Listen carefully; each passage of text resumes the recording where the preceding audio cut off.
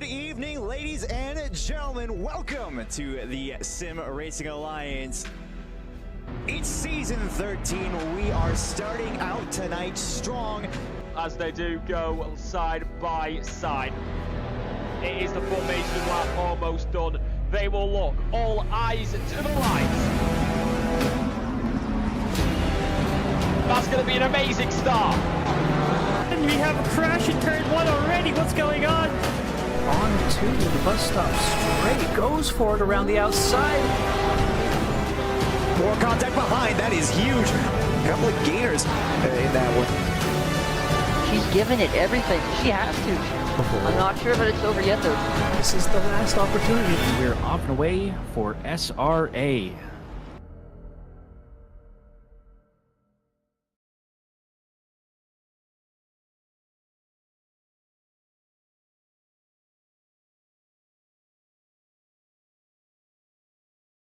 Doesn't matter. I mean, it says 8 at the moment. 8 viewers. Hello, everyone, and welcome to Season 14 of Division 4, Round 5. We are at Hungaroring this week, and I am joined in the booth by Alejandro Giordano. I got that right, yeah? It's Alexander, but you're good. Alexander, I'm sorry. Here I was trying to be all correct, and I get it absolutely, totally wrong. So, welcome, everyone. We're going to be at hopefully a wet Hungaroring. Rain is in the forecast for tonight. And it was definitely a wet one yesterday. Alexander, how was it for you last night? Or did you race last night? Yes, I did raced in the D3. Absolute chaos as expected, but always very fun in the wet though. It is absolutely. So without further ado, we can hop over to the track map because we did get started a little late. I apologize, sort of setting some last minute things up.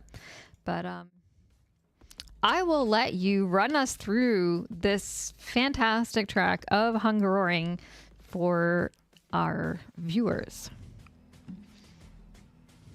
Absolutely, it'll be my pleasure. Okay, so as mentioned, we are at the Hungaroring in Hungary here. Quite a short track at 4.381 kilometers or 2.723 in freedom units. Only 14 turns on this, so everything has to be maximized to its full potential if people expect to be able to pass, especially in the wet here. So yeah, definitely going to see some interesting battles.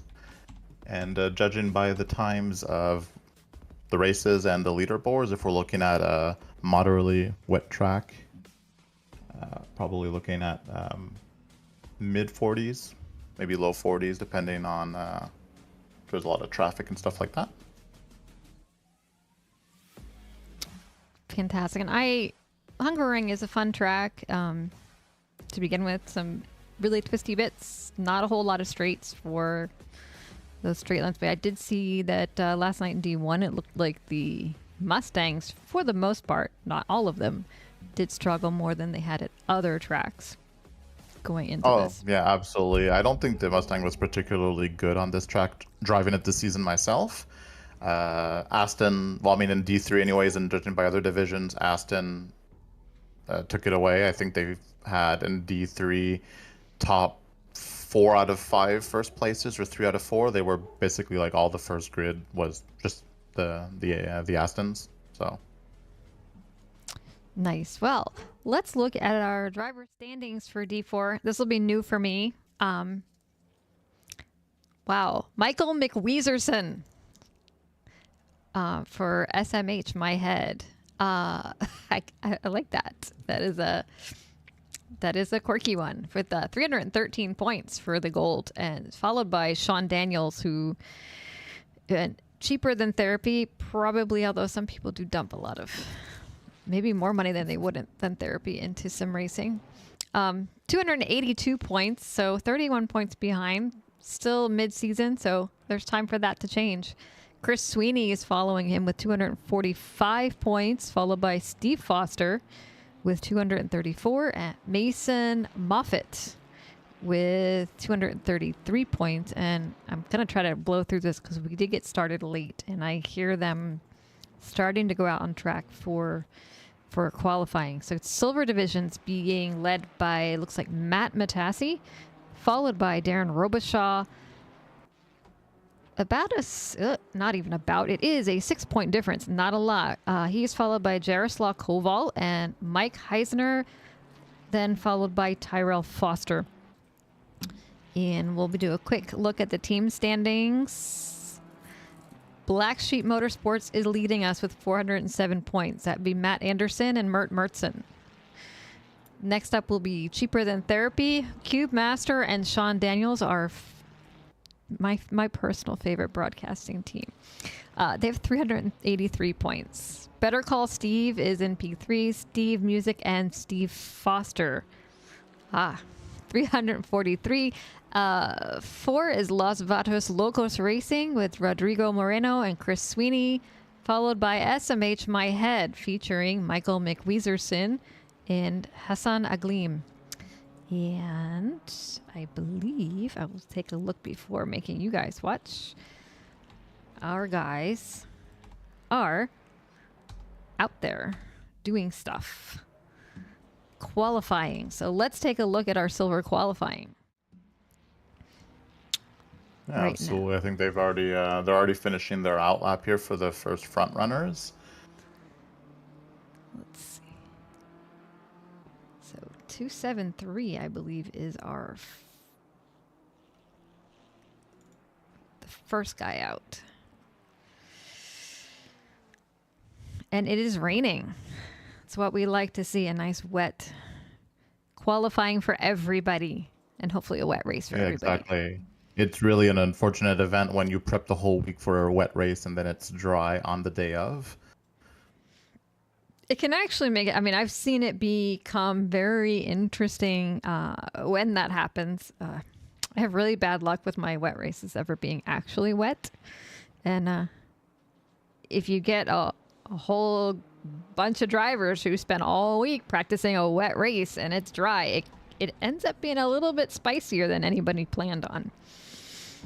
Oh, absolutely. And not everyone is masters of every single track as well. So for a lot, especially like newer sim racers that haven't necessarily raced this track before, they need to maximize their time in practice in the conditions that they're expecting. So it is quite possible that some of them practice only in the wet. So if they get a dry race, they might be in for a treat on that end. Yeah, Mason, it is bad luck. I have always leaned towards preferring a wet race. It works out better for me in most cases. So to me, dry is it's just not as much fun. It's not as interesting. But that's personal preference on my part. Looks like Mr. Moreno has invalidated this lap. So. Yeah, this is probably his out lap though, so we'll keep an eye on him. Let's see. Definitely some of the faster silver drivers here. I'm definitely looking at, even though he's not high on the standing at the moment, Cube, always a fan favorite. Steven Music was the champion last year in one of the divisions, so always someone to look at.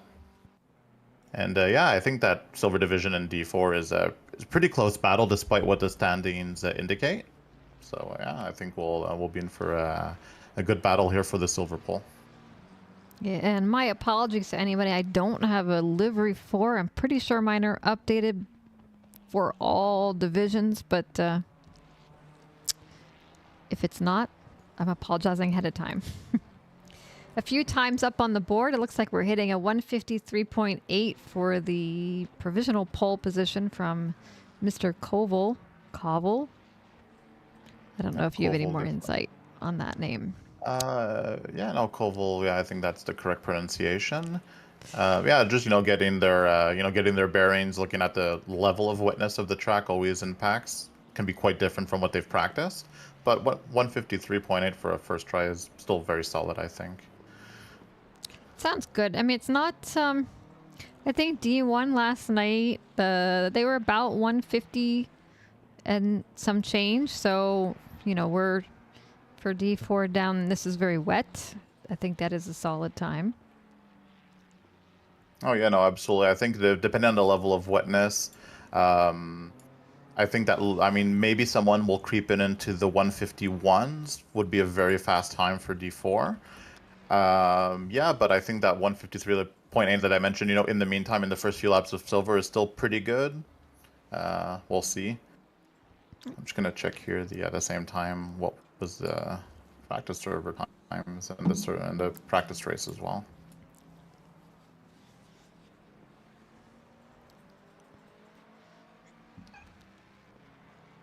What's a bit harder with the wet races is that since this conditions can be all over the place on the leaderboards, it's the worst week to actually look at the to actually look at what happened in the practice servers. But that's all we got. So a lot of people seem to have crept into the 151s during the practice sessions, but maybe it was a drying track or something like that. And we already see a lot of people going over Koval here. We got Steven Music taking a provisional silver pole, followed by Mac Morgan, both in the 153.6s. Now it looks like Music may find himself having a hard time getting a better time unless he sort of gives up on this lap and gets some distance between himself and the fellow in front of him. Yeah, indeed. He's already a few tenths down on his best, so it might not be this lap, but at the same time, there's still so much pace to be had and so few laps to do it. Sometimes in the wet, it's just one single turn. It can almost get you a full second of time. In the meantime, we do have T. Morgan here almost a second up on his best time. That would put him close to the provisional pole at the moment.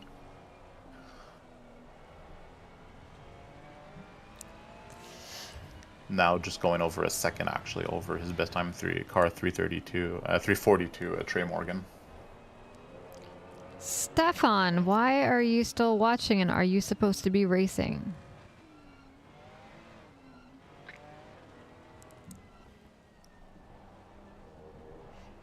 Well, let's see. Who else do we have up here? Yeah, Trey Morgan almost a full second and over a second and a half coming into the final corners. And there we go. Provisional pole for him. Just missing a 152 at 153.1. So yeah, putting the pressure on. Oh, definitely. I mean, now he's over a second. You know, he's over a second to the closest silver driver. So someone will have to step up to try and catch up to him. We have Dario Ferrer here, about a second on his best time, but his best time at the moment was just under a 155. So even with a full second, won't get close to that pole, but he still has time on his lap. Well, Koval comes in just a tenth off here, so maybe, you know, looks like he could find it if he tries. Yeah, absolutely. I mean, they're all, if they're on a valid lap right now, they'll just barely have time to cross the finish line for a last one. So anyone that's starting their lap or is finishing their current lap now won't have time to do another, that'll be their last chance. They won't have another one after that. Other than that, yeah, but still a pretty close bunch now after a few extra laps. I mean, P1 to P6 is only a half-second difference, and in the wet, a little bit slower than I would have expected, though. So I don't know if the rain is really pouring compared to what was on the practice servers, but we'll see if the track conditions. Yeah, we'll see if it gets a little bit better. Probably won't change much for the gold division quality, but sometimes just, you know, getting the silver as to go first and then giving you maybe just a little bit of like dry lines or something can sometimes make all the difference. So we'll see. Yeah, well, good luck, Mason, on your qualifying when you get out there. I'll try not to curse you too much. All right, yeah, but in the final laps, not a lot of progress going forward. Best progress at the moment is Koval is looking for that silver pole. He's about 4 tenths up now going into the final turns. If he can hold on to his time, he'll be able to take it. So we'll see what happens. Yeah, he'll barely scratch it. Yeah, exactly. Oh, and he's losing time here. That's a tough turn, you know, really, to get that last turn right is... Exactly. He kind of just lost it on the last end there and just barely missed the pole. He still has time for his last lap, though. He wasn't the first ones to go, so now he is allowed to do a final lap here since he went over the line before the 10-minute mark. That looks like he is going to forego that opportunity, though, as he Oh, pops into the he pits. decided not to do it. Maybe didn't have Yeah. enough fuel or something like that. It is possible that he just barely had enough for that last lap and didn't account for an extra lap. Could be. Could be. Yeah, we do. Yeah, we do have Dario though starting. I think he just got there in time and already over half a second up on his best lap, which would bring him awfully close to the provisional pole. Got Steven Music still out, looking to get a better time. Cube Master still out. Yeah, still a few people here that are looking to get a better spot up. Oh, and I think Dario just forfeited. He invalidated his lap, so that's a no-go on his end. Shame. Yeah, so I mean, at the moment, no one seems to be challenging to getting close enough to trade. Trey Morgan is still out on top of it, so he could theoretically still get a better time. But at about a half a second down, unlikely, but he has a provisional pole anyways. Now it's more battling to get even a better position, even amongst the golds. Yeah, see, the golds are just coming out now. Indeed, and I think there's only 3 people left on track. 2 people right now, so Steven Music coming around on the last corner. We'll get a few tenths or 2, going up to 4th and go in the silver division. And Cube was not able to ameliorate his time, so this is pretty much locked in for the silver division. All right, let's take a look at some of our gold drivers out there. Exactly, a lot of fast guys in the in D4 that could definitely do very well in D3. Looking at notably, so McWeezerson, he's on top of the stands at the moment. I think he also finished first in the practice race with D3 and D4, and even finished, I think, 5th or 6th overall with D3 drivers. So definitely very, very fast. We also have Kyle Barber, very fast driver, has had multiple pole battles in the last few weeks. We have Uwu as well, been top 10 most of his races, so doing very well. Matt Anderson, a veteran, always very fast in any season he does. And of course, I think Mason Moffat was in the chat as well, definitely a podium contender this week as well. And yeah, so sorry, I see that Stefan had some unfortunate pet issues, sadly, and hoping that pupper does recover from that. That's harsh.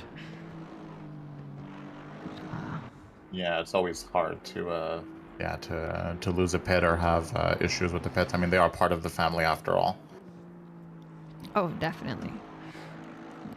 It's always especially unexpected things come up like that. That's exactly.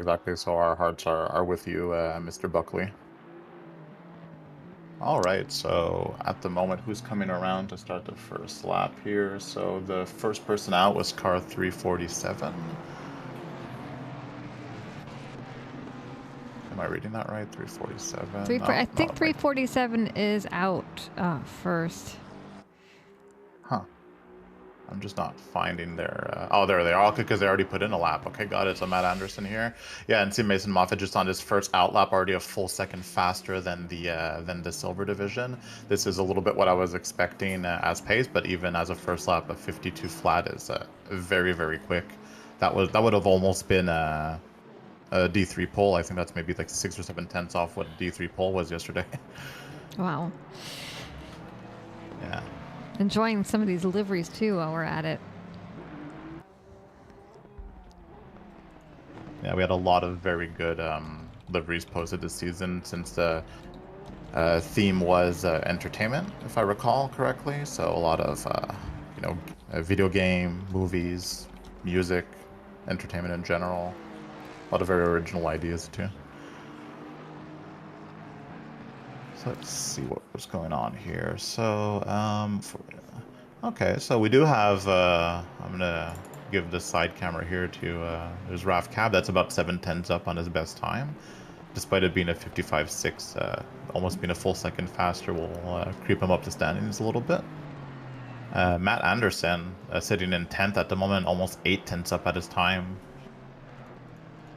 Wyszynski as well, almost a full second up. Yeah, we're gonna see a lot of gold, like just shredding through that leaderboard in a few moments here when they finish their laps.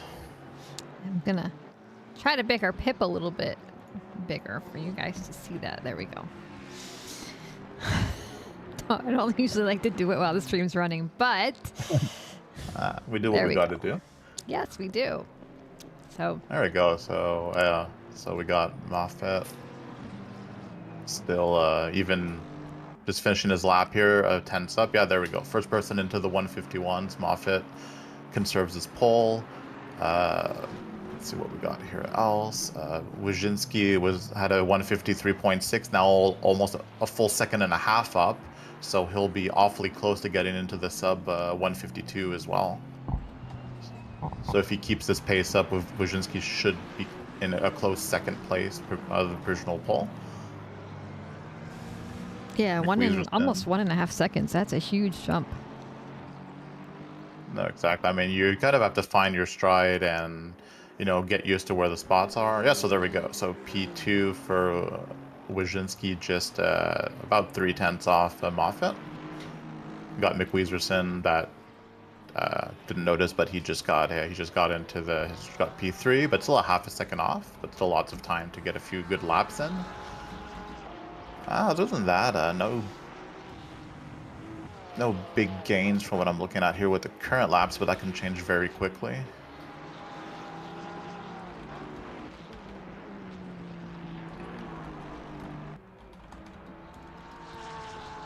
And as I'm saying it, Moffat about almost like 3 tenths up on the pole already, 4 tenths, 5 tenths going up, and he's about 30 seconds from his lap being done. So, I mean, if he continues this way, he might even dip under 151. He's awful close. He's awful close. Yeah, he's losing a little time here, but I mean, he already has like a 3 tenths of wiggle room on P2, so just anything faster is going to be just that much harder for the other drivers to catch up on. Yeah, Pat, I'm happy to be commentating. I don't think I'll be racing for the foreseeable future, just other stuff going on. We're actually buying a house next week and moving and so I just find myself unable to practice for these races anymore. I won't tell you that my rig and stuff is all disassembled next to me. Oh well, congrats on the house. Thanks. We're excited. Didn't think we were gonna find a place that we would want to settle down in, but we did. First home? First home in this marriage. Yes. Oh, okay, gotcha. Okay, Yeah. so let's see what's going on here with our drivers. Probably biggest delta at the moment, we got Sean Daniel sitting in P13 at the moment, about halfway done on his lap, about 4 tenths up. So since the field is very close at the moment, 4 tenths would shoot him up about 6 or 7 positions, all the way up to like P8 approximately, if he can keep the pace up. But our top 5 drivers just keep getting faster and faster. Almost every single of the top 5 at the moment are in positive delta, so they're just gonna make that more unattainable for the people that are a bit lower.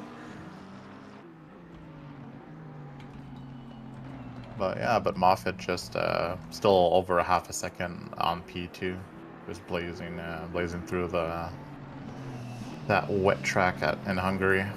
He is, and I did notice for D1, the McLarens did pretty well for themselves, at least in qualifying, if not in the race also. Oh yes, Nat. I mean, like you mentioned earlier, on this track, since there's very little long straights with the McLaren with its natural aero, I mean, it just thrives on this track. Not a whole lot of really intense curves to take, so it's if there was ever a perfect track for the McLaren to thrive, it would be probably this one. I have to admit, I'm happy to see Porsches out here. still Oh a yeah, favorite of absolutely. But I mine. mean, any of the cars that are a bit less known for their top speed, but more fast corners. So I think that it's not surprising what we're seeing here in the first pretty much in the top like 15. I mean, we see one Lexus, one Ford, and the rest is just what we would expect, right? Porsches, Ferraris, McLaren, Aston we mentioned earlier.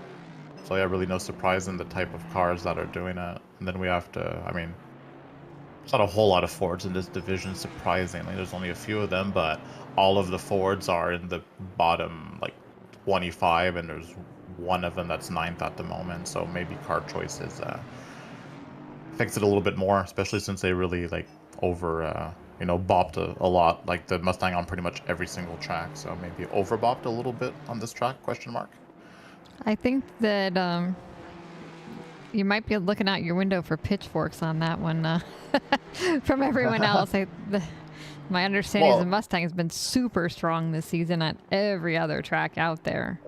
Pretty much, yeah. But I mean, it's just that at least it's a bit refreshing to see it not maybe be as dominant on one of the tracks is more my point. Yes. And it's just to be fair at the end of the day. So even if it's quite strong on every other track, if it's just a bit having a little bit of trouble on this one, I mean, bops aren't perfect as well. It's to try to level the playing field as much as we can. Yeah, and the bop is limited to just adding weight here. We don't have the ability to throttle the engine or anything like they would do in real life, so that to put it on more even in playing field. So when you just throw weight on a car, it does all kinds of screwy stuff. Exactly, and some cars also react to weight better than others, and the Mustang is one of them as well. So despite having almost like the maximum bop on certain tracks, like you're adding an extra 30-40 kgs, it still just doesn't care in some tracks. So, I mean, I'm not arguing that it's not very, very good, but I think that if there's one track that it probably doesn't perform on like particularly well, it's probably this one. And they still like bopped it, they still nerfed it. I think it's at plus 20 or plus 15 on this track. All right, well, I'm going to let us get a word from our sponsors while we wait for this session to roll over. A huge thank you to our SRA sponsors and title sponsors for supporting us here at SRA, as well as support from Documise, a modern business solution for product management. Go to documise.com to learn more today. And support from Retro Saga, a North American-based gaming company that provides accessories for your favourite classic systems, including Nintendo, Sega, PlayStation, and much more. Enhance your retro gaming experience today at retrosaga.ca. And a big thank you to our affiliates, Track Racer. Experience redefined gaming with Track Racer's high-quality sim rigs and accessories. Use code SRATE at checkout to support us. Armamentario, a toolbox for ACC that will enhance your chance to win. Enjoy a fully customizable and enhanced HUD to change the way you experience ACC. AT3D Sim Shop. Upgrade your sim racing experience today with premium 3D printed accessories featuring precision crafted magnetic shifters, sleek cable management solutions, versatile stream deck mounts, and immersive dashboard displays. Their innovative designs enhance performance and style, elevate every lap with top-tier quality and craftsmanship at at3d.net. Go Setups, premium esports setups for everybody. Use our affiliate link on our Discord and take your drive to the next level. Castle and Cauldron, a home-based crafting business specialising in handmade Harry Potter, Fantastic Beasts and Fairy World collectibles. Magic wands, potions, mini dioramas, wall decor, costumery, cosplay, and much more. Castle and Cauldron is where crafting meets the magical. Visit facebook.com/Castle Cauldron. And from KP Concepts, your source for custom automotive renderings, graphic design, and printing. We spend countless hours making you look all good for the spectacle. Check out kpconcepts.com for more. Rolling now, though. So, all right, here we go. We're gonna. Oh no! Try to keep up with these guys and let you see these beautiful liveries while they're rolling around and not make anybody too ill in the process. See, I'm not very good at driving a, what would this be called? Those things that fly around in the sky. A drone? Yes, a drone. So there we go. And try to hop around to, oh, that's just giving me different angles. Sorry guys, I'm gonna try to not be such a, not do this to you. I was trying to switch my cars around, but we'll just follow this one for now till I can move to another one. Because I do want to take a nice look at all of these gorgeous little liveries we've got going on out here. As they are super duper nice, and I am enjoying them. I'm just gonna leave this angle on, I guess.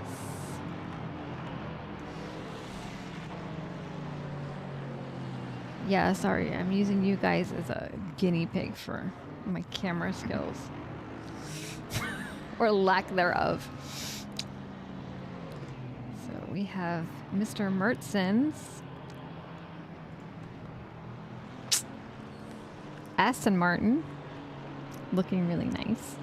I believe this would be the team championship team, if I remember correctly. He's behind. That's Bertson, yeah. Brett Swift here with "We Brake for Nobody" on his rear. So we'll see if he lives up to his "I'm braking for nobody." But I do love the Spaceballs livery. That is really cute. Yeah, it's an awesome livery. I actually watched the whole stream and I actually screamed a little bit when I saw it. It was great. Yes, finally. Behind him we have Mr. Morgan, Trey Morgan, with this. Trying to get a read on it. Sorry, I don't. Yeah, it's hard in the rain and all the cameras moving. It's really not a simple task. One of two Morgan brothers in this race. Aha. So I'm actually gonna step up to the top because we are beginning to roll in here. Yeah, it's a pretty quick rolling lap because of in the wet it's about, in the 151s as we saw, but it's at least a whole 10 seconds faster in the dry. So yeah, it's quite a short track as we mentioned at the start of the stream. So we'll try to get a few more images of these cars as they approach that start-finish line, and they are off. They're rolling and going. Moffitt and McWeezerson in the front. Let's see who makes it to that turn and around it first.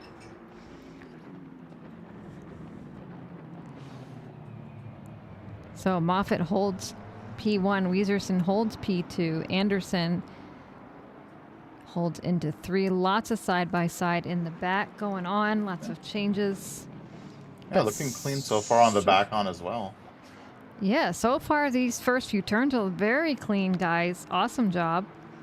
Very impressive thus far. They are. See, in the front, the first 5 positions, they've kind of settled out, and they're in a little line for now, seeing what happens. So most of our action is going to be back here. As our I believe so. It's still a lot of, even in the back here, a lot of them we're kind of already seeing a train install. But no major contact from what I've been able to see thus far. No, they're doing a fantastic job here, guys. Some kudos. Cleanest division in SRA. Yeah, I think so. We'll see how it plays out. It's really early in the race, and so... Exactly. First lap isn't done yet, so still lots of time. Still a lot of tricky corners to navigate. But yeah, first half of the lap completely clean from what I've seen. Maybe they got a good talking to from Jason earlier. Maybe, yeah, that's probably the case. He did kind of slap us on the wrist in the debrief yesterday, so they probably did something similar to them. Here's our first contact, but everybody's facing forward. Nothing major. Okay, little bumpy bump. Little bumpy bump. That was it. So far, lap 1 looks really good. Yep, nothing of note as well. Of course, naturally, as in any first lap, a lot of position swaps here and there, but nothing, no major contacts. Even last position all the way in the back in P36 is a half a second back on the guy right in front of him, and so forth and so forth. So interesting to note, Mertzen hops into the pits as at the end of the Really? first lap. Strategic. I mean, definitely looking at not get the spray. So, I mean, wet tires can go for the full extent of the race, so he is gambling a little bit on it not drying up at all, but he just doesn't want to have anything to do with the spray in these battles, and it might pay off. Sorry, sir. But that was a very fantastic, spin, and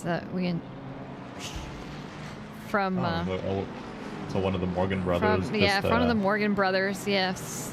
Just giving us a little show there. Not one he wanted to, but let's see.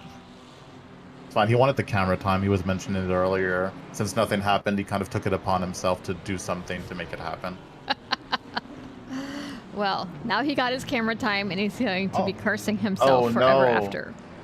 And the gamble of Mertzen actually doesn't pay off. He has already a stop-and-go 30. Oh, that's tragic. It kind of kills your vibe right at the start of the race. Probably get into the pits or out of the pits, just got clipped speeding or something. Yep. But it happens. Unfortunately.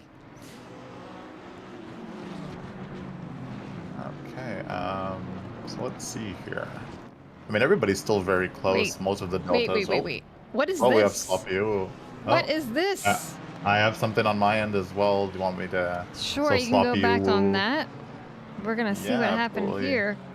It looks like let's roll back here. Possibly part of the same mess. So got a little bit of a wiggle there. Straighten back up. Up front there. Oh, there That's it is. Yeah, where it is. I have it on mom. There we go. Yep. And then the other two. Okay, two different incidents at the same turn on the same lap. Yeah, keeping us on our toes after we had nothing to comment on the first lap. We're like, hey, hold my beer. Yeah, hold my beers. Right now we have a couple more going off track here. So it's like they're making up for that fantastic lap one. Up, little bump there, and our green car, whomever that is, able to keep it going forward. It looks like Miller is the loser on that one, unfortunately. Looks like Moreno also had an incident which we missed. Yep. Morgan is now facing the wrong way. I'll see if I can just catch it with the replay, but I think, I just missed it. Definitely going slow here. Yeah, Moreno, I don't know. He's just kind of, I mean, I have the replay here, and he's kind of just breaking grass. Nothing really seemed to have happened. And is he going into the pits? I don't know, maybe a hardware issue or something? I don't know what happened. He just kind of just stopped. Yeah. Could very well be. That would make sense. Wachinski, a little bit off, but not too bad. Looks like he just had a bit of a wiggle and lost a position to Galindo and Rafe Cab. He's having a hard time getting himself back together. As absolutely, yeah. Foster. And how far they're and how close they're grouped up at the moment. Slide a little bit, can't get on the throttle as easily without risking something in the rain. Then you can easily lose 3-4 positions with one single mistake. Yes, and now he's finding himself trying to defend the inside to not lose too many more as he lost to Taft, and Sean Daniels is looking to pick up on that and capitalize. Yeah, exactly. One single mistake brought him all the way down from 4th or 5th he was, all the way down to 9th, so yeah. I'm going to leave poor Trey. Did he forget to put wet tires on? I don't know. That's an excellent question. I actually caught exactly the same thing at the same time as you, so I'll let you take care of that. Yeah. Well, Rafe and Foster, as Taft just slides right on through between them. That was throwing out to Cube Master. That was a little bit of penetration, it looked like. Or so they say. Yeah. had to. Yeah, you know, with we him in had here. to at least we had to at least get it once out of. Yeah. Now we got it out of our system, so we're good. We did. I don't think I have his delivery for it at all. Oh, I mean, I don't think anyone can compare to it. It's the legendary penetrator. It is.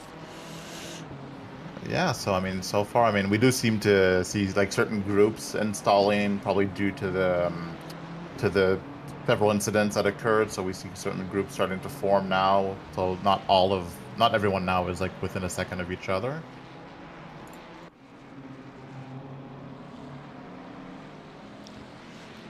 Yeah, we have if anybody's curious about what's going on in the front, Moffitt is 3.6 seconds ahead of P2.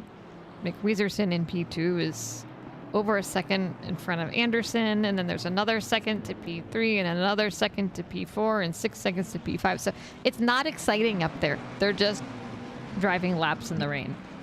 Yeah, they're kind of just pulling away from each other. I think it's just a raw pace difference, or maybe there was a few battles and it slowed a few people down, because just looking by the best laps, I mean, P1 is over a half second faster than P2. P2 is about a half second faster than P3, and then it kind of just keeps going from there until P5 or P6. Oh, that's not how you take turn 1, sir. Missed a braking marker, maybe? Perhaps. So Steven Sarber gets the raw end of that deal in a big way. Actually, well, so turn 1 can be quite dangerous. That's where a certain someone ended up upside down for a race in Hungaroring. So it's an exciting turn to be had. So, absolutely, and I think it's returned to garages, but already a few people in the pits at the moment, probably due to those incidents. Possibly, although I hope they're not RTGs, as that will cost most people a lot of time. Oh yeah, absolutely. Just the fact that you have to forfeit your lap just basically ruins the rest of your race, and you're just fighting for the back positions because you're essentially losing your lap, losing on top of that the penalty. Now, I will say, if you do happen to end up upside down and the game RTGs you will get your pit stop cleared and get to go, and you don't have any penalty. A little birdie told me.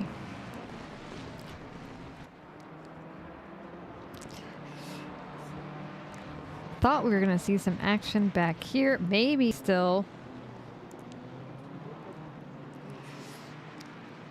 Still a lot of very close battles everywhere over the field. There are. Let's hop up here. Jared Sacombe and Tenny tiptoeing around T1.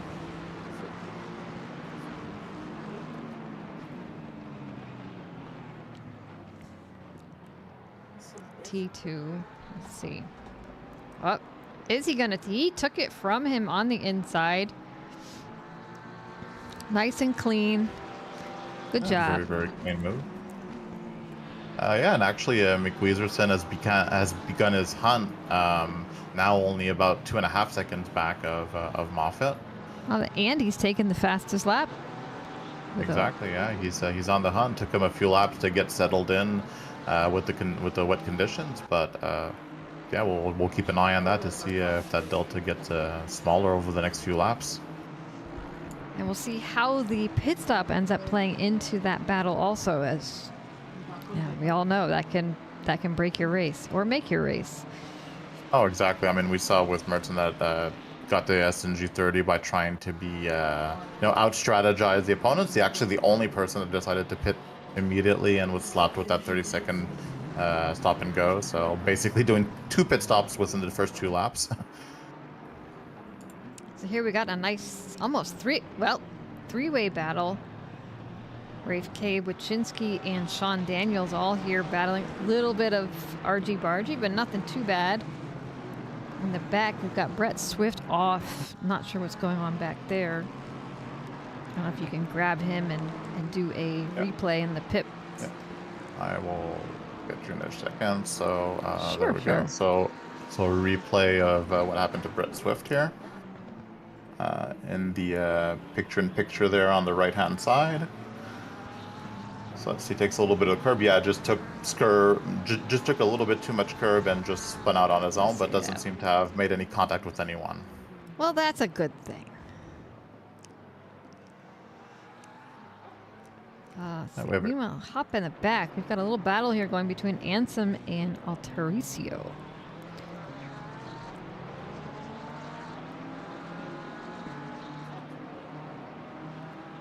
Yeah, definitely a very close train there going on, close to that 21st position.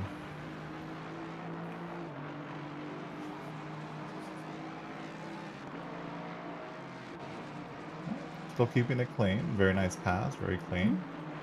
Yeah, and this is pretty tight here between them. In the back, you've got Sweeney looking up Anderson, which might slow him down as he defends and giving Altericio some breathing room. Exactly, and sometimes, especially in the wet, following too closely compared to like a dry setting because of the spray is more detrimental than anything else, right? So sometimes it's worth it if you can, you know, afford it to just sit back maybe a second and just follow from there, because even from a second back in the wet, if the person in front of you makes a pretty severe mistake, there's still potential to pass. Whereas if you're following them within like too closely, just miss something with the spray, then it's just over for you, right? There's really no time to react. So I'm trying to find Divim.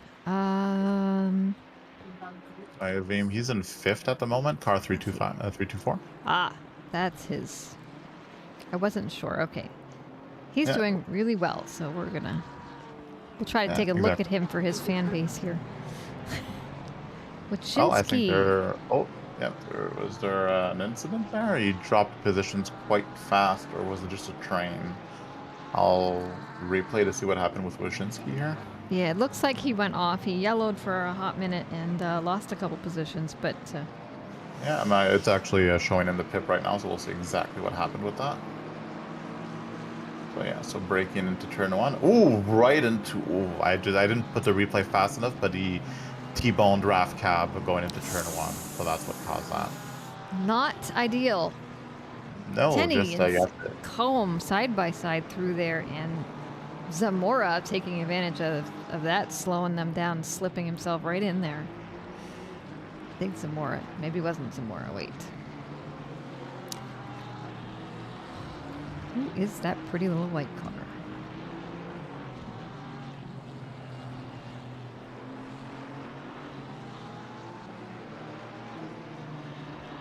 Yeah, the person I'm eyeing at the moment on the side here is actually a Kyle Barber, which is sitting in 4th at the moment, but he's been within less than a half a second of Matt Anderson for the last 2 laps approximately. So just waiting for his moment to get the pass on him, because surprisingly not holding him up that much, and they're not falling too back off the podium positions, and actually fast enough to start pulling away from Galindo.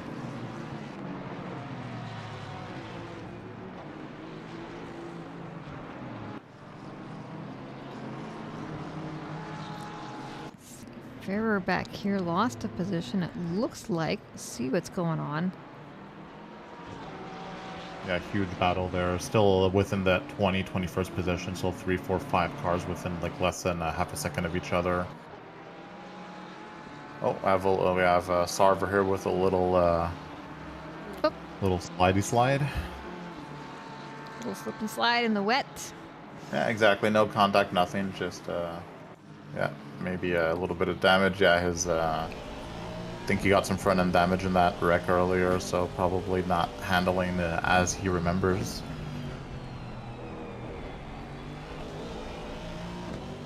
Right up here we have P4 Barber looking to fight Matt Anderson for P3. A little battle there going. It looks like there's a battle for P9 and 10 back a little bit further back. Tenny and Sacombe again. Exactly the same same culprits fighting. It's been about the same people here and there. Sarver actually, after that little slide, going into pits, so I probably wouldn't be surprised that he would repair his damage after yeah, just sliding all on his own. So probably going to be worth the investment to make the car a little bit more predictable after this pit stop. Him going, let's see how this turns out. 2 Astons. Aston on Aston. Yeah, they've been at it for the last 3 or 4 laps. Kyle has been trailing him from like less than a half a second for pretty much the start of the race. So Looking to make a move here. Pop that up to Helicam. Does he get it done? yeah, nice clean pass. I think Anderson maybe reacted a little bit more too harshly and took it way wide. But yeah, good pass from Kyle there. Pass from help with the C. Did he? Yep, and he's gonna stick it. So they're Yeah, good. very We'll nice. keep And an- now, Yeah. yeah, and since he's been behind him for pretty much the whole race, the question will be now: does he have the pace to go catch up to Mick Wieserson now?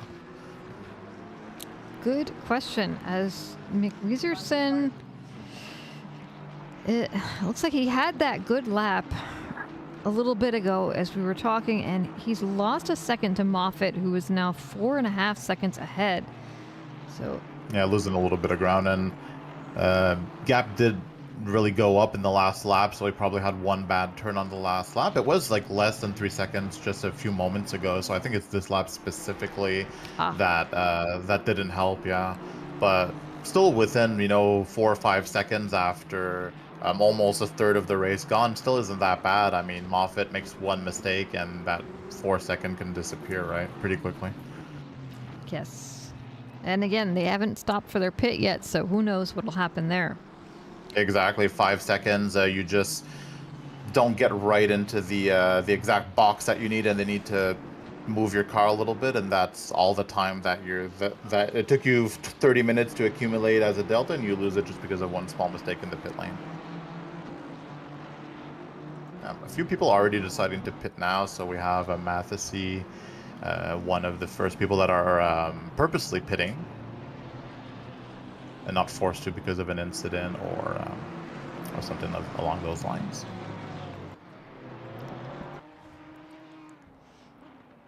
Moreno and Ansem. See who comes out on top of that. Moreno, looks like Ansem had some trouble through that turn, fell back. Moreno takes it from him. Up ahead with Chinsky, looking to make a move on Tenny, makes it, and somebody else has a little bit of trouble back there with that whole turn 1. I think we need a little camera there. Yeah, I'm trying to find what car is involved. Yeah, oddly didn't pick up as off track on my... Yeah, I wasn't able. You mentioned it and I saw it, but they were also close together. That I couldn't pick up on who was actually with the incident, so my bad on that. Ooh. Oh, I got Koval here. Big P12. Big spin. 13, I think he did 14, like a 180. 15. Oh my god. Goodness sakes, that's Yeah, so... I'll get the swift. replay going from Koval's perspective here, because I think it was right in the middle of that. Guys!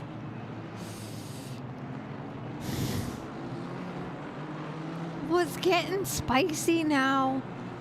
Oh my god, yeah, like I just replayed part of the incident that caused all that, and they were about to go 4 wide into a turn.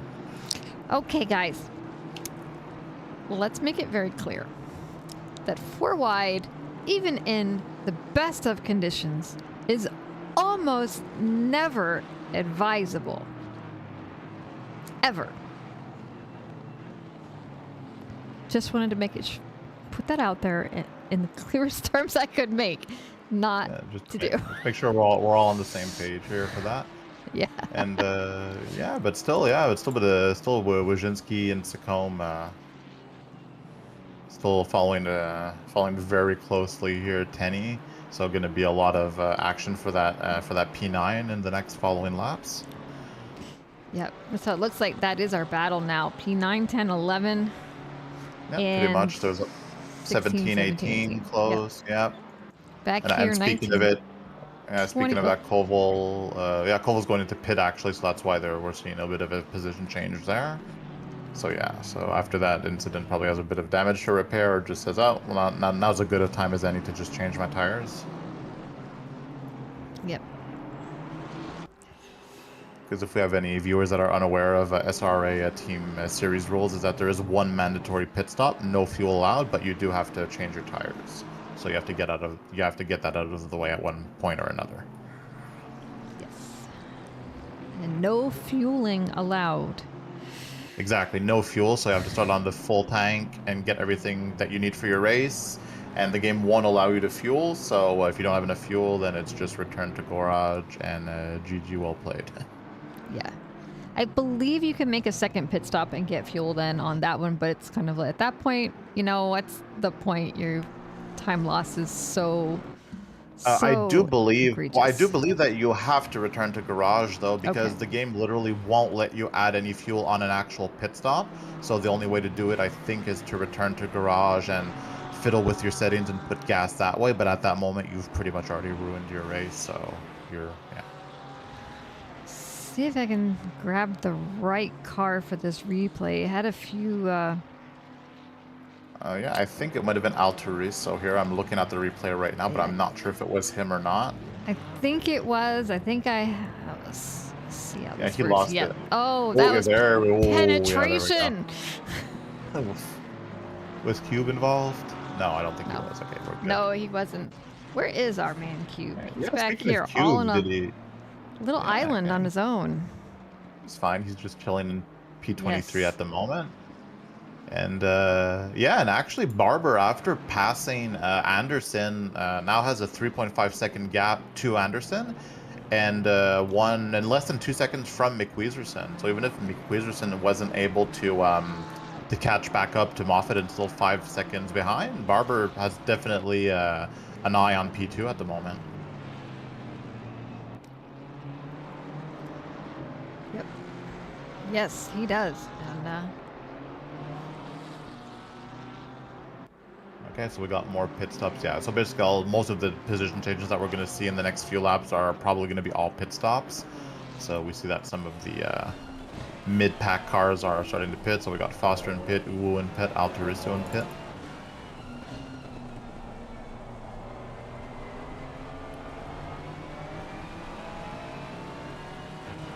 I'm not sure if it's a wet track kind of thing, but Uwu, like I mentioned earlier in the stream, has done pretty well in most races, but now sitting in, well, he just pitted, so I think he was about 19th or 18th before he pit.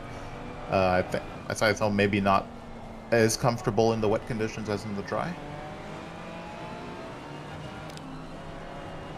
yeah, and wet, you know, from back when I was racing, and so wet was. Oh, Daniel's getting past Galindo. Sorry to interrupt my trans. Oh, that's because Galindo went in the pit. Just pitting, Okay, exactly. Not exciting. I told you, it's all because of pits. Yeah, no, I had the exact same thing on my screen, so I don't blame you. We actually, for a real pass, though, we actually have Moreno just going past Ferrer for P17 right now.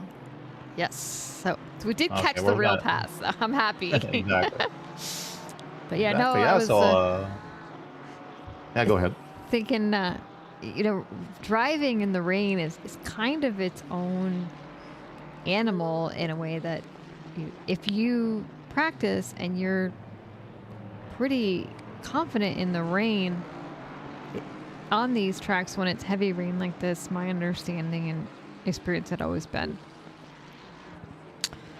if you're good in the rain, it's less about like practicing the track than just having an idea. 100%, yeah, because a lot of like in real life racers will confirm that driving in the wet kind of like separates the boys from the men kind of thing, because whole different technique, a lot more control with the throttle more than the brake, so like quite a bit different. Even if you know the track and it's raining, well, then you just completely throw everything out of the window and the technique is quite different. And yeah, and while we're saying that, actually, while I'm yapping, Barber now 2/10 behind Miss McWeezerson, so really was almost bumper to bumper there in that last turn going into the pit straight. So he'll be definitely battling very closely in the next few laps for P2, and sadly for McWeezerson, having to defend that will cost him even more time on the pole. Well, not the pole, but the P1. Yeah, and he's losing time already. He's back down to 7/10 behind Moffat, who is just kind of walking away with this at the moment. Yeah, that is correct. He was already having trouble catching up to him, and we saw that delta slightly increasing lap per lap, and now him having to fend off Barber. If I were McWeezerson, I would probably just let him go by because he clearly has a little bit better pace, and if anyone's going to catch him at the moment, it's probably Barber. So, yeah. And plus, with 30 minutes to go, I mean, it's more of a question of when than if he's going to get past, so... And we have a Panzo in the chat, and I totally agree with him. We need more rain races. Panzo, oh, guys, that's not nice. So, yes, Panzo is one of those folks that I've always noticed. He knows that he is good in the rain. Yeah, definitely had a very, very good showing yesterday in our race in D3. And yeah, and for the first time in SRA history, they actually have a variable weather race this season, which could include like an extra race with some wet conditions. So that'll be something to check out for in the next few weeks. Well, I'm excited about that. It'll be even more exciting if it manages to be a variable race. So maybe the only thing more interesting than a rain race is one in which you have both rain and dry. Ooh, Barber and Weezer. Oh, darn it. It's another pit stop. Oh. I was excited for a second. Yeah, so now we'll see if ever if McWeezerson has a better pit stop than Barber, and Barber will pit soon. Maybe he'll, make the overcut and go back over. But if he falls behind, all eyes will be on Barber to see if he's the man to go and cut through that 8-second deficit on Moffitt at the moment. Yeah, and we'll see where Weezerson comes out later, and then Barber when he does finally decide to pit. Might be Weezerson ends up in a lot of traffic, lap traffic, and that would not be... Yeah, that could absolutely be the case. And Anderson, is no slouch as well. I mean, he was still within a few seconds at most of the top 4. So, I mean, if ever pit stop is a little bit suboptimal, or if Mick Weezerson gets caught in traffic and Anderson has a good, clean, fast pit stop, he could definitely undercut him or be right on his tail when he comes out. So here we have Weezerson where he came out. So it looks like he's pretty good. He is 9.7 seconds behind Moreno. Yep. So a lot of clean air. So hopefully he doesn't close that gap too fast, and he'll be able to use that to just get some good clean laps of pace on par. So when Anderson and Barber decide to pit, that he'll be able to be right back into the battle with them. Kind of just keeping an eye on this Wachinski and Tenney battle. Oh, I'm gonna pop back to Swift and Curtis as they change some positions here. See if that sticks. Barber hopping into the pits, as is Moffitt. So, yeah, interesting choice to actually just do it right in the middle of the race, as you would in a dry race, because the tires are pretty much good for the full 60 minutes, unless you're really trying to push it and run low TC in your tires, sliding 24/7. So I mean, they could have potentially stayed out a lot longer if they had clean air, right? Tires aren't going to be suffering that much at the moment. So we're gonna actually, here's Barber. Moffitt right behind him. He's pulling out. I would really interested to see where Barber ends up coming out. Yeah, we'll have to keep an eye on that delta. I believe that just before they pit, Barber was, what we were saying, 7-8 seconds behind him. Yep, and Weezerson here maybe will get his spot back from him or not. Nope. Barber comes out ahead of Mick Weezerson. Yeah, very similar pit stop, so they're basically exactly as they were before the pit stop. So just proves that probably both of them had a very optimal pit stop. Yep. Looks like they did. So that's I guess it's good for them. But yeah, drive-throughs might start in the last couple of laps. We'll see how that goes. I know D1 didn't see many, if any, drive-throughs. We did have some stop-go 30s. No, D3 actually wasn't too bad for most of the races, and I think that we got 4 or 5 of them in the literally like the last 2 laps. So it's not over till it's over, so you still need to watch those limits in the wet. Very easy to just slide out slightly and get that, just that penalty that you really didn't need. I do not recall if Hungaroring has any of those awful evil spots that always give you penalties. I'm not familiar with driving the track in the dry since this was my first time here, but I know that in the wet yesterday I was quite I was flabbergasted at some of the penalties, that even completely lifting for over and losing over a second of delta, knowing that I went over it, penalties were still given, like track limits were still given.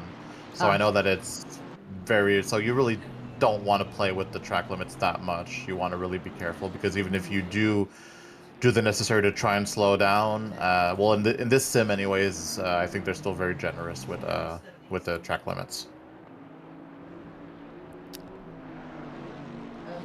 Trying to see what this Bentley is about. Whose livery are you looking at? We are looking at Thompson. That's a great question. Let's see. Oh, Foster. There was the... Let's see if I can help you out with that. Also trying to see what it is. It's Spice Girls. Aha! All right. Oh, now I can kind of see it, I guess, yeah. Yeah, it's like someone had to say it, so you kind of like not now you see exactly what it is. Yeah. I just caught them on the top of my eye. I'm like, oh, what girl band has 4? Oh, it's the Spice Girls, of course. So okay, now it all makes sense. Okay, and we have Cube Master in the pits, 20th at the moment. Let's see where one of the fan favorites comes out after that. But yeah, like seems to be a lot of like groups. Still a few close battles, the same usual suspects. So we have Tenny and Sweeney still at it, following closely Sacombe for 10th through 12th, battling that position. Looks clean thus far, but anything can happen when you're that close. And some of the provisional leaders that, pit a little bit after Moffitt and Barber and McWeatherson are starting to pit themselves. So Taft in the pits at the moment. And the last person that's actually the provisional, first place at the moment, Wojcinski, would be the last to have to pit, so Moffitt can get his rightful place back into the lead.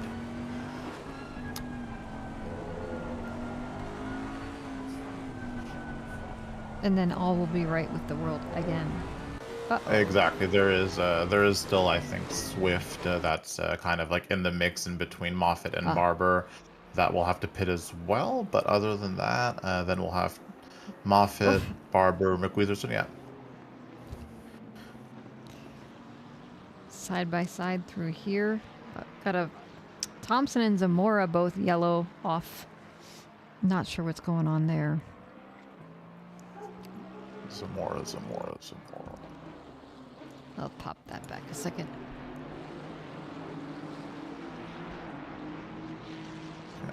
Keep an eye on something else here. So Koval in 24th, trailing Uwu here. Ooh, that's not very nice, guys. Yeah, that'll do it. That'll do it. That'll do, pigs. That'll do.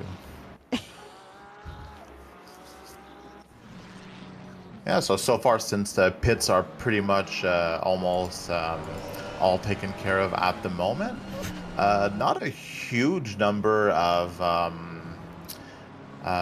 like gain. Well, a few of them, like more mid pack, are the ones that have huge gains. Swift, will pit very soon, so his position will drop a lot. Sacombe sitting in 10th, pit already done, up 7 spots. Sweeney up 22 spots, and his pit is already done, sitting in 12th, so that's a huge gain. Basically started at the back of the grid. Thompson 16th, up 19 positions. Pit is done. Curtis started 29th and 17th, now up 12. But yeah, other than that, like not that many positions. Usually it's, you know, give or take a few positions for most people.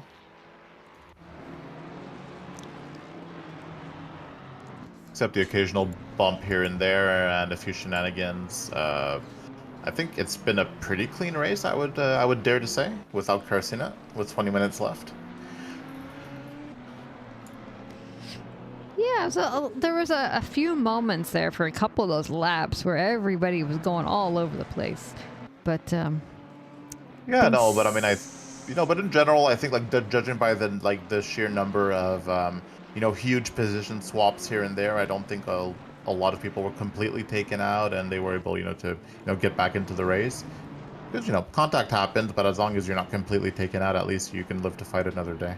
Yeah, I see Cube now getting past Ferrer. Looks like that BMW looks like it's seen better days, I gotta tell you. Oof, yeah, definitely. I mean, we can see there the hood just completely like wrecked, and probably had to tie that with a tie wrap when he went into the pits or something. Yeah, I don't know if he the damage was incurred, after the pit, or if he did not turn on his repairs.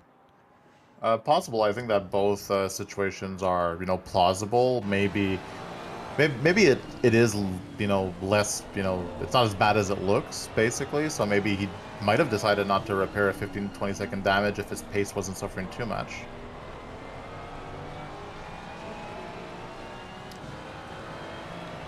So yeah, so you got an eye here on Foster, and I'll take a look here at Sweeney here, followed just a mere 3/10 behind in 11th. Sacombe actually pulled quite a bit away of that Tenny and Sweeney battle, because they were neck and neck, and now he's over about a second and a half ahead of them, have a little bit of breathing room.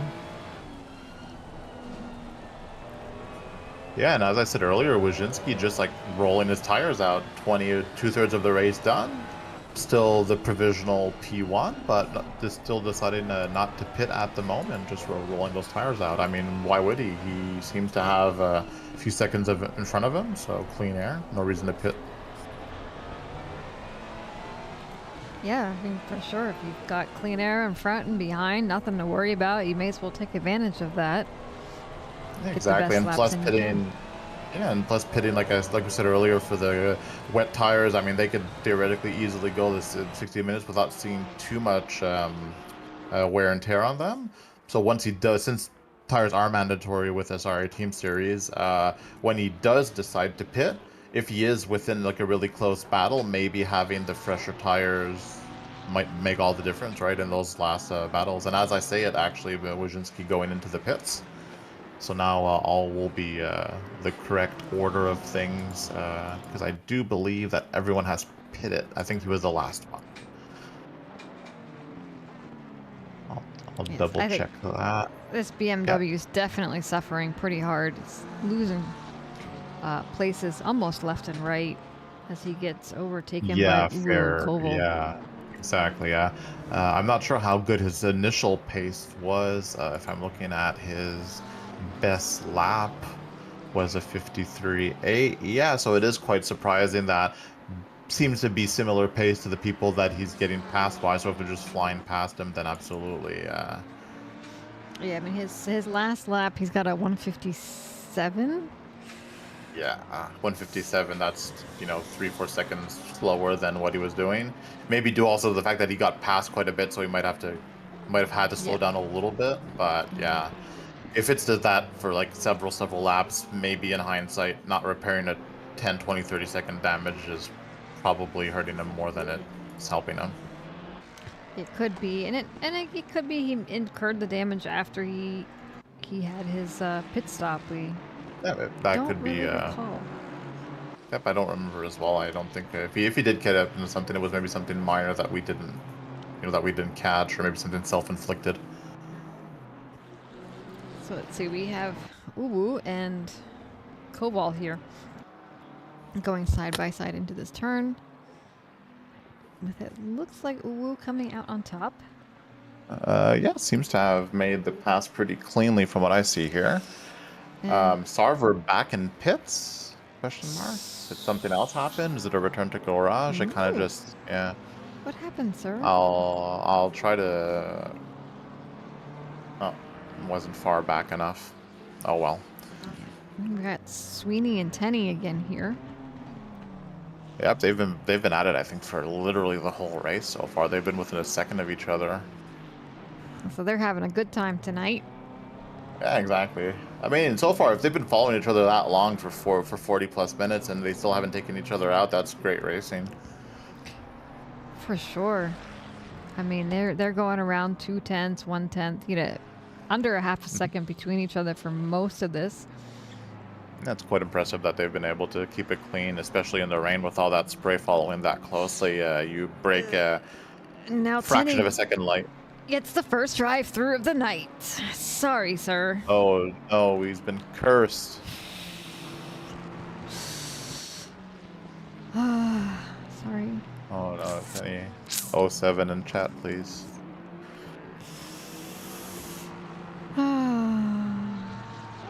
Oh well, there had to be a first.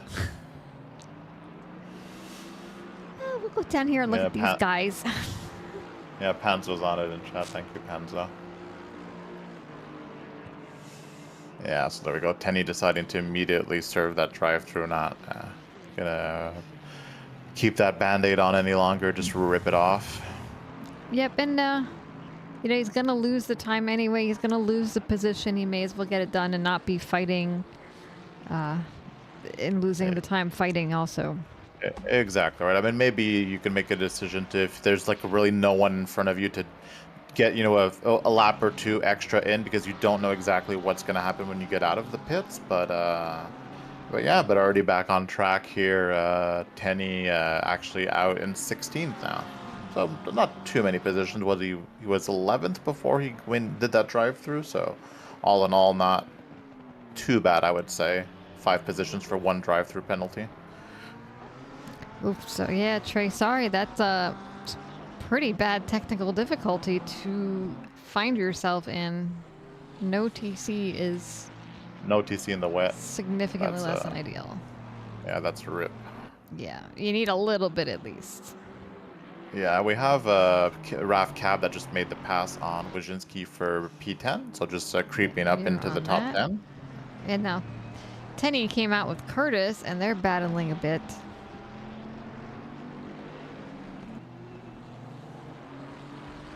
Yeah, so basically out of the fryer into the frying pan for Tenny, having to battle Sweeney for pretty much all the race, maybe hoping for a little bit of clean air and, you know, maybe have a calm last quarter of the race, but nope, someone right on his tail. And yep, I think you're on it, but we have Wyszynski taking back the position from Raf Cab, so yeah, they're going back and forth here. They are. That Lexus. We have it. The Lexus top speed. I mean, for whatever small straights there are, if you can use that to try and get the advantage, I mean, that's what it's there for. That's what the power is there for. Yeah, I mean, it's been a pretty uneventful top 3, top 4. Barber went from 5th to 2nd, made a few good passes, but other than that, top 4 has been pretty much the same 4 drivers, and now they're all kind of like within 5 to 10 seconds of each other, kind of just chilling there, and unless anyone makes any major mistakes, touch wood, that's probably going to pretty much be the top 4, the top 5 already locked in. I mean, there's no one close within the top 6 positions at the moment. So hopefully they notice that and they don't push too hard and just, you know, try to bring it home. But, you know, if someone does make an error, it gives us something to talk about. So, well, absolutely. You know. And speaking of talking about something, Swift actually just lost a position to Foster a few moments ago here, so dropping down to P14.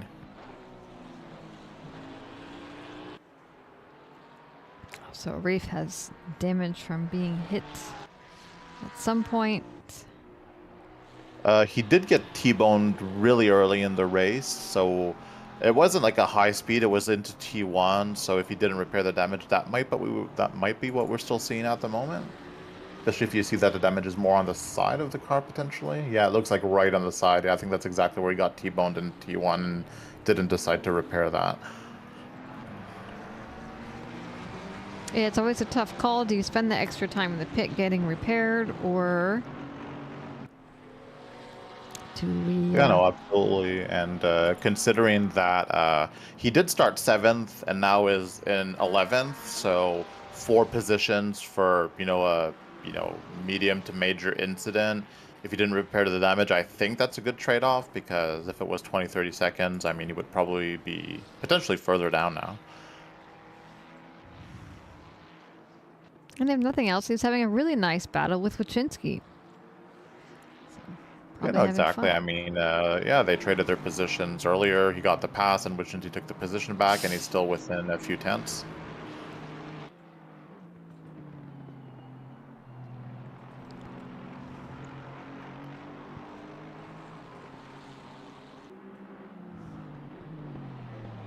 So basically, yeah, just these battle for P10, battle for P13, and maybe 18. Yeah, that's pretty much it. Everybody kind of like just kind of within at least a second or two of their closest driver. So we'll keep a look on the closest battles as we're closing in on the final 10 minutes of this West Hungaroring race.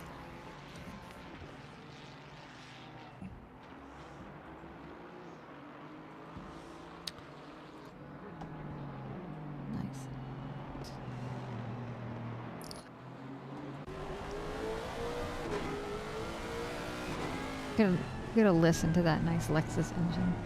It's one thing it's got going for it. It sounds really good. Yeah, and so far, I mean, I think that I've seen a lot more Lexuses this season. I mean, I literally almost seen 0 of them before, and this season there's pretty much a handful at the minimum in every division. So it's yeah, it's a nice change. I mean, as you said, the engine sounds incredible. Yeah, it does. I mean, I think you saw quite a few right before the Mustang came out. And then when the Mustang came out, a couple of the Lexus guys jumped over there. But a few people holding on to this. Absolutely. I mean, whatever. Because as a car, if it isn't bopped, I mean, the Mustang is pretty much... What? What? What happened? I think he just had a rear end, just did Lexus things, and... Okay, you scared me there for a second. I thought I had, I thought I'd missed something, but then I looked and it was, yeah, just No, you're good. Just Lexus doing Lexus stuff. We were just watching, and he ate the wall, and so we just watched it again. Oh, well, hopefully not too much extra damage, and he'll be able to keep that battle going. Oh yeah, we got Sweeney and just behind them, just in front of them, actually closing in on Sacombe for that P8. Sacombe, of course, as a racer, you want to fight for every position, but at the moment, by far the highest positioning silver driver. So even if you were to, if Sweeney is trying to battle him a little bit too hard to, just avoid any unnecessary incident. I mean, he's not battling with him directly for championship points, right? Because they're not in the same subclass. So we'll see what happens there. But yeah, good drive by Sacombe. Yeah, by far highest silver driver. The closest would be Steven Music, that's running in 12th, and then we have to go all the way back to 16th to find the next silver driver. And we have another drive-through from Matt Matassi now. Oh, the second drive-through of the session. Is cleared coming out of the pits, whereas just coming out there. Well, somebody's in there. The green car. Yeah, unfortunate showing. I think that judging by the results of the practice race and whatever data we could extrapolate from the practice times as well, I would have I would have seen Mathasi like minimum in the like mid pack within like the whole division, silver and gold. But yeah, just unfortunate. Maybe an unfortunate day, just sitting yeah, in the back of the pack there. So Swift went yellow. I think just stepped out a little bit, but seems to have lost a position. Meanwhile, I see Moreno off in the yellow also. Yep, I got the replay for Swift here, so if you can check Moreno on your end. I will do. Go back. I'll do what I can on this one because I actually was in the. Might not be able to grab Moreno at this point. Yeah, it in might be a the little bit actual like replay, so it's not letting me. There we go. Yeah, There's a. Oh, See we if I can got catch Sweeney this. here, like right on Sacom's bumper to give him a little What was little that? nudge up. Oh no. It was yellow. Caution. Yellow flags. Tragic. Ooh. No, when we have our third drive-through of the race here, while we're at it, a gleam here. Yep. No, a gleam.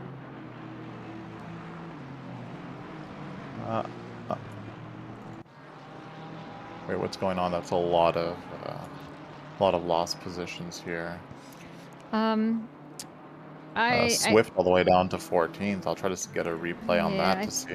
I'm not sure if it's just race control doing race control things at the moment. Yeah, it's kind of just weird. There was like 6 people that just like all lost positions at once, so I'm not expecting to see anything, but you never know. Yep. Yeah, and I don't know. Nothing happened, just race control things. All right. Well, if we go back to Sweeney here in 9th position, still within a few tenths of Sacombe, and he gave him a little nudge in the back there in the last turn of last lap. So with, you know, just over 6 minutes to go, a few laps to go, that'll definitely be one of the battles to check out. Yeah, We have this is Zamora. very close. Yeah, I know they're really like neck and neck here. They're every single corner they're like battling to try and get a little bit of an advantage. Ferrer losing another position to Moreno now. Yeah, exactly. Like all the way back to P22. I don't recall where he started when we started noticing his damage, but yeah, he's lost like probably like off the top of my head at least 7 or 8 positions at the bare minimum. Yeah. As Sweeney gets past Sacombe. Oh, he got it. Okay. He got it. But they've been following each other very, very closely for quite a while, so I don't think Sacombe's out of it just yet. I count on him to, you know, see if he can't make a final move here in the last few laps. Other than that, we have Zamora here. Haven't seen him much today. One of the only drivers in the Honda in D4. A few tenths back of Curtis. And they're looking to get those extra points in the standings. Yeah, well, I mean, Curtis isn't fighting Zamora for standings because silver and gold, but that silver driver does not necessarily want to lose any more points. Yeah, exactly. Overall. Because right behind Zamora is a field of silver drivers just licking their chops, hoping that Curtis loses a position to, if there's any battle whatsoever between them in the championship, points lost is points gained for them, right? So. Yep. So yeah, they're not gonna let that go easy. And we have Ferrer losing another position here to Altarisio. Altarisio, I got that, I think, correct? Yeah, I almost would bet he's not even really fighting them much. I don't know for sure. I guess Probably not. I mean, his last 2 laps were 157 and 159. Pace seems to be at the moment on average in this like midfieldish pack, like high 53s mostly. So yeah, he's like 3, 4, 5, 6, 7s off pace pretty much every single lap.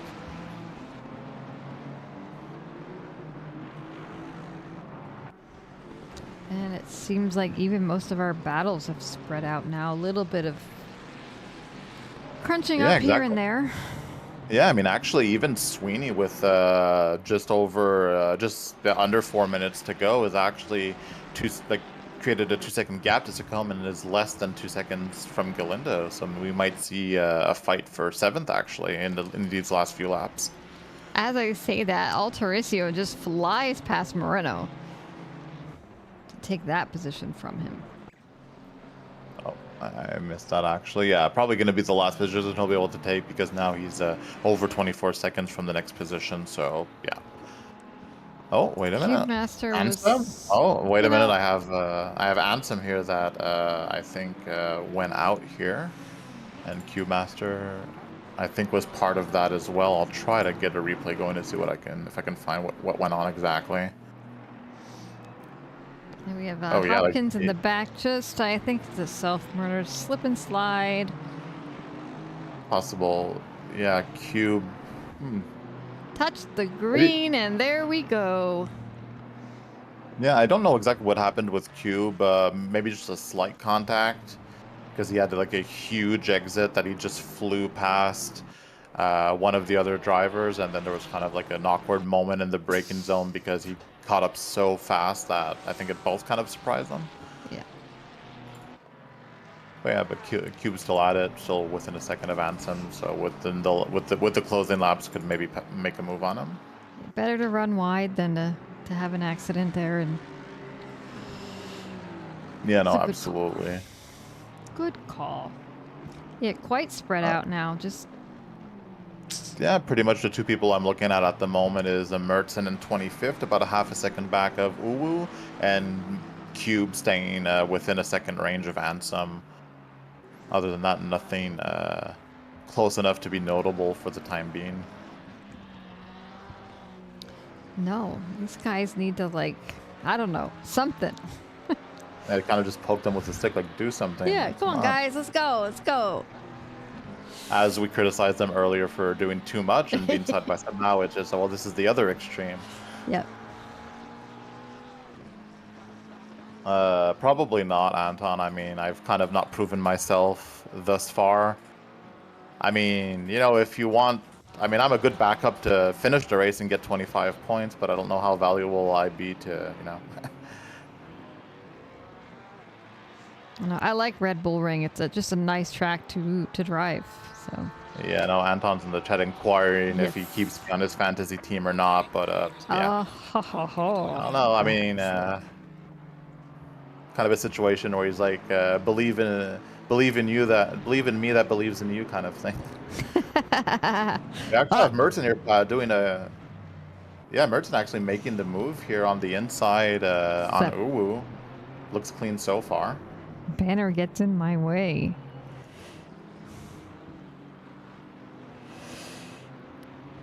That's so far. Yeah, actually, Mertzen gets that 24th position from Uwu, making the move stick here in before the long straight. Well, semi-long straight. Semi-long. Uwu's not quite ready to give it up yet. Yeah, he's not rolling over just yet, but McLaren against the Aston, you know, not two cars that are particularly known for their high end. Keep an eye on those two, and there is a three-way battle here for 18th between Ansem Master, Cube Master, and Koval, all within a few tenths of each other. Yeah, running into the final moments of this race, Rafe Cabe looking to get one more position off of Wachinski before the race ends. Can he make that Lexus pull away? Yeah, he actually, just flying past him, yeah. I'm not surprised. That Aston does not have good... Coming off a slow turn, it's a dog. Yeah, but still, yeah, I mean, that's probably its one weak point in this track specifically, but all the Astons seem to be pretty fast, so I'm not sure if he's maybe pitted early, nursing maybe a little bit of old wet tires. Yep. Yeah, because now he's losing. He lost another position to Steven Music, actually. So he's just very, very slow, just like falling down the standings at the moment. Last lap was 2 minutes, so maybe he hit a wall or something like that. I'm not noticing any damage on his car, but oh, maybe he doesn't have any fuel. He's just lifting, I think. Might be. As our leader has finished the race, Moffitt very without a whole lot of fanfare, considering it was. About 10 exactly. I mean, everything was happening mid and late in the pack. I mean, our top three already done. So Moffitt in first, Barber in second, and McWeezerson in third. Just so much action going on here in the final moments and more mid pack. It kind of just they kind of just finished all on their own here.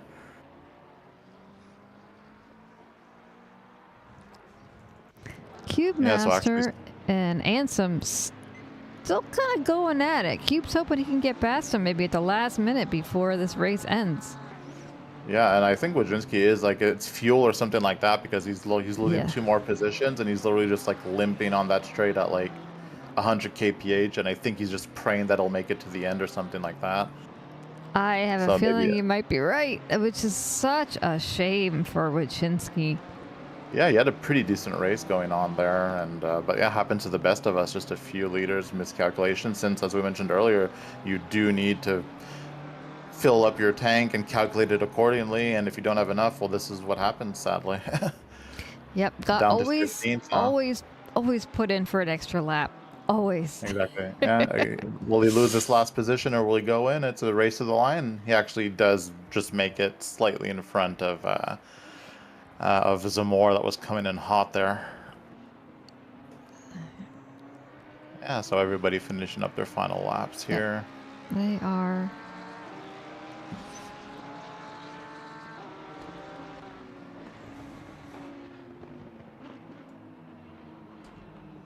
Yeah. And okay, now everybody's already leaving the server, so they're all leaving. Hard to go back completely on the like exactly where everyone finished here because now everything is kind of scuffed. But I'm feeling the same way.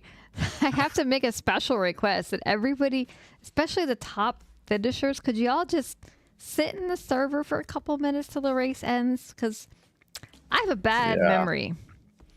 Yeah, it's not even a question of memory. I mean, it's like when there's 30 plus cars on the grid, I mean, you can't be expected to. And plus, there's so many like small like changes right at the end with the final corners, everybody battling to get his, to milk everything they can out of the race. I mean, yeah, I mean, I do see here actually on my screen, I was able to get like a screenshot of 5th through 25th, but that's the best that I get. So we'll have to wait for the official results to be imported in the next few minutes. But luckily, though, the top 3 didn't move much, so we can pretty much easily remember exactly who finished on the podium. So at least we'll know who to pull in here for post-race interviews. Yeah, I think I got that one down. It looks like we got Moffitt in P1, Barber in P2, Wieserson in 3. Jared Sacombe takes the silver win. Does that sound right to you? That sounds correct to me, yes. All right, that's what I thought. Y'all can scold me before I bring people in, but let's see who we can drag in for these post-race interviews. Who is available and who do I have to dig up? First one should be they should be populating their review server just about now. So yeah, all right, I'm gonna grab Wieserson as our P3 podium and tweak. Hello, Mr. Wieserson. And hey, how's it going? Good. Congratulations on P3 podium. I think we're getting it right. Yeah. Thank you. Appreciate it. Awesome. So how was it out there in that wet, slippery, messy track? Yeah, it was certainly a challenge. You couldn't really break focus at any point in time. So it was certainly challenging. I'm glad that I qualied up in the front because, I mean, even just going by blue flags at certain points, I mean, that was challenging even when I knew I had pace on them. If I had to fight for positions regularly, that would have been exceptionally challenging. But it's a tough race. I'm happy with the result, 100%. Awesome. Alexander, do you have any questions for him?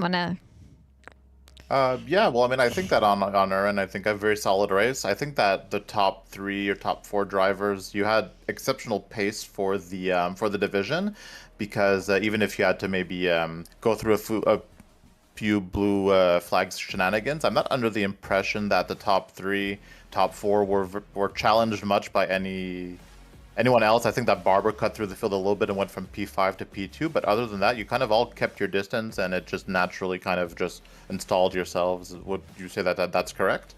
Yeah, I'd absolutely say that. I mean, it kind of can. Barber, so let's see, trying to think. Anderson was behind me for a while at the beginning. Barber ended up getting by him maybe, I'm guessing around like lap 7 or something. Yeah, that's about what I recall as well. It took him a few laps to get past Anderson, and then he had a few laps to catch up to you, and I think he passed you maybe just before the mid race or something like that.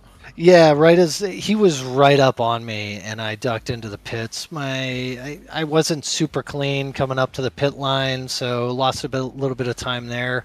And on my not on my out lap, but on my next lap after coming out of the pit, I had a bad lap. I mean, I was probably 3.5 seconds off my pace, and it dipped me behind an extra blue flag that I already gotten by, and that kind of made the difference. So once Barber pitted, he was going to come out in front of me. I knew that. I just had to kind of focus on what I was doing.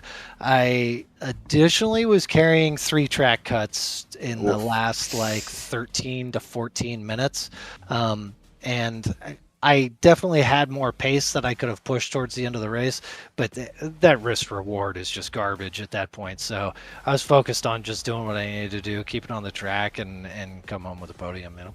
Yeah, absolutely. And I think slowly but surely, I mean, every week we're getting closer and closer to the end of the season. So I think that now we also have to shift our mindset to championship position. And since you were coming into this race as the leader, and I do confirm that your 2 closest followers, Daniels and Sweeney, well, since you're on podium, it's not hard to figure out that they finished behind you, that now it'll be, damage control and just to strategically decide, when it's time to push and when it's time to just take those points and go home will be ever more important in these last few weeks of the season. Yeah, for sure. Looking forward to the last couple races. Moffitt has just absolutely been a monster, and he's been really quick the last couple races. I'm really excited that he got the win tonight because the last 2 races he was in first and just kind of had some slip-ups here and there. So seeing Mason get the win tonight was awesome, but he'll be pushing for that top spot. Believe me, by the end of the season, so I wouldn't be. Oh, yeah, absolutely. I mean, at the moment, because at the moment with the drop races before this race, Mason, Moffitt, and Barber were both 80 points back of you. So if every week kind of resembles this, and they are able to just edge you out, and with a few weeks to go, and they gain a few points, I mean, might see a very close battle in the last weeks here. Yeah, absolutely. Looking forward to it. All right. Well, congrats on the race, man. Thanks. And I will return you to. I got it. There you go. Okay. Now, let's grab Miss Kyle Barber up here. And welcome, Kyle, to the booth. Congratulations on a D2 podium finish. D4, but I'll take it. Oh, sorry, P2. wrong one. I got my letters mixed up, but yeah, your P2 podium finish. Yeah, I was like, wow, what a step up there. So how was it? It was a lot of fun. I definitely put in the practice and the effort. We had an extra week to prepare here. I didn't know how I was going to handle it in the rain. I've only done like maybe 4 races overall in the rain, and just a lot of practice. And actually, like, probably the last 30-45 minutes, all I practiced was pit entry and trying to make the best pit possible, and it paid off, and that got me past McWeezerson. So definitely put in the practice. That was the biggest thing. Awesome. Yeah, that pit can really make or break a race, and I've seen it happen multiple times. Yeah. But Alexander? Yeah, absolutely. Well, I mean, congrats on the podium. And I think today you could proudly also say that you are the person that made the top 5 interesting, because other than you, that you cut through Anderson and McWeezerson to get that P2 finish. That was pretty much the only position change that we saw. So I think that, as you mentioned, that practice definitely pulled off. You had the pace to go challenge the top guys, and and make the moves to get to where you finished. Yeah, definitely had a lot of fun. Very clean racing from everybody up there. I love being up front in D4 because you get top tier drivers up there in D4. So just huge shout out to all those guys because they're really good, really friendly and calm, even though we're racing neck and neck. So it's awesome. Yeah, it's really great to see. And on your end, how are you feeling about the Red Bull ring for next race? Well, it's in the dry, so that gives me a little more confidence. But I haven't done a whole lot. I've never raced the Red Bull ring with the Aston, which is what I'm racing with right now. But I think I'm gonna pick it up fairly quick. I got a week to prepare, so we'll be practicing.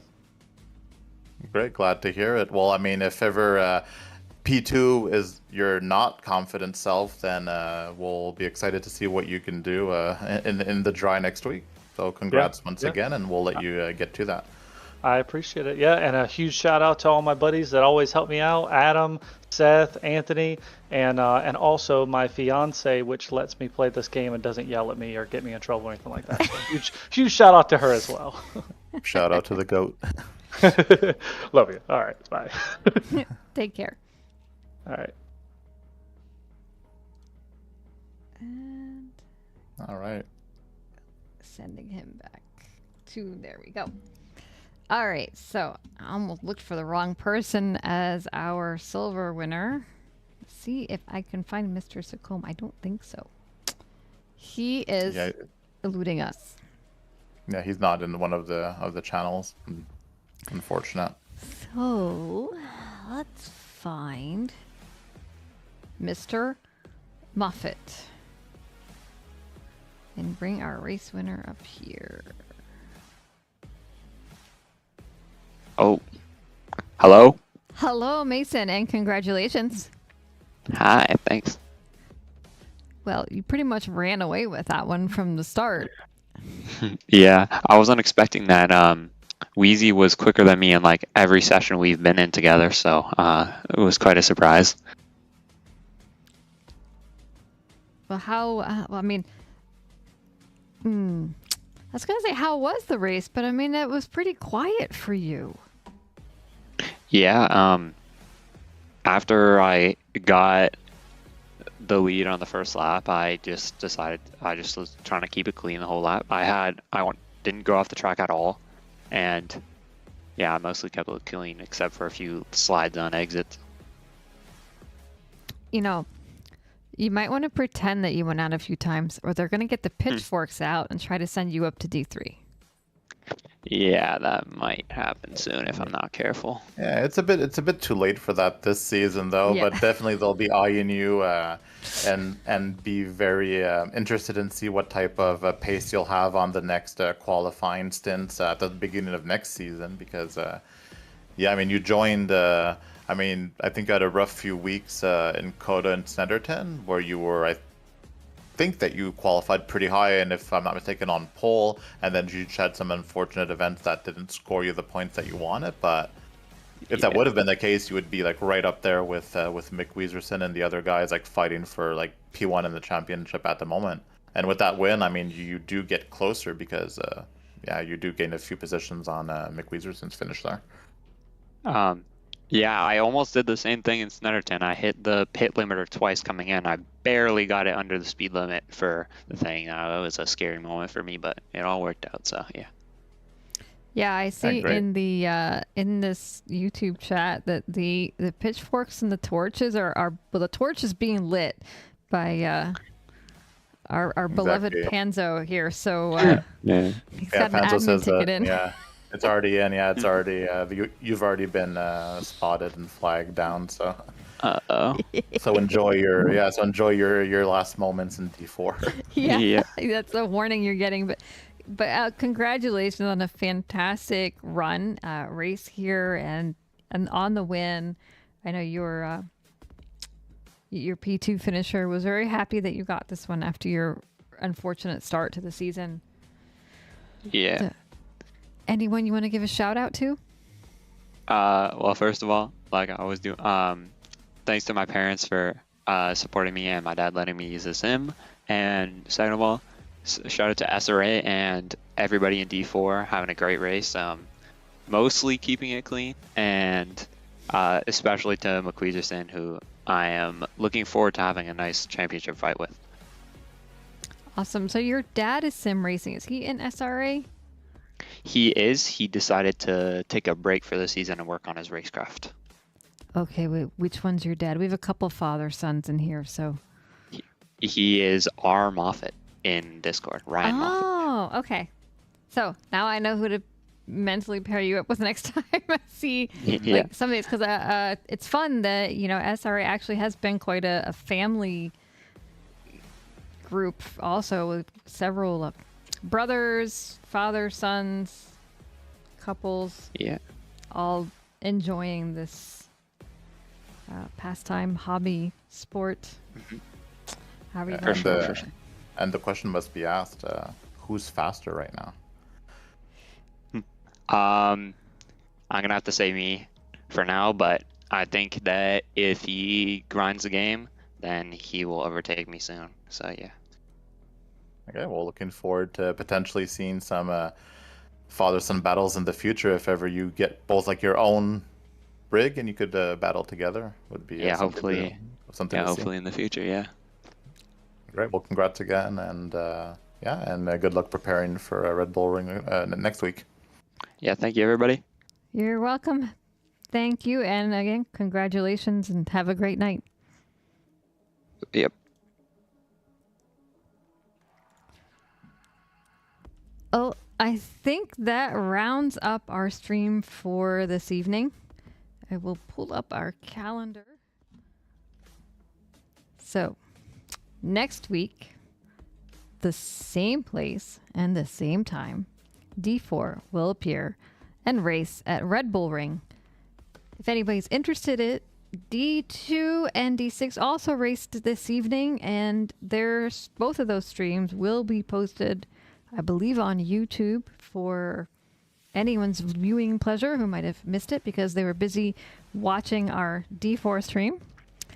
And we will also have racing on. We also do have racing on Tuesday nights. We've got D1, D3, and D5. D1 over on Twitch, D3 and D5 both here on YouTube. Also, Red Bull Ring next week. One of my favorite tracks. I'm so looking forward to this one. Hoping it's good. What are your thoughts? Yeah, no, absolutely. I think that Red Bull Ring, a bit similar to Hungaroring, a bit on the shorter side, not many turns, so it's easy to pick up, hard to master kind of thing, because literally every turn counts on that track. We actually raced it, I think it was last season or 2 seasons ago, in the wet. That was our wet race for that season. So yeah, so looking forward to checking that in the dry. Lots of mix of slow speed and long straights. So yeah, it's going to be quite the race. All right. Well, I don't know if I will see you folks here next week, but you will see Alexander. You're going to be here next week. Hopefully, yeah. I mean, I'll be commentating because I cannot do the broadcast. So hopefully, we'll be able to find someone to fulfill that role for D4 next week. But if that's the case, then I'll be here. Well, we'll make sure that gets filled.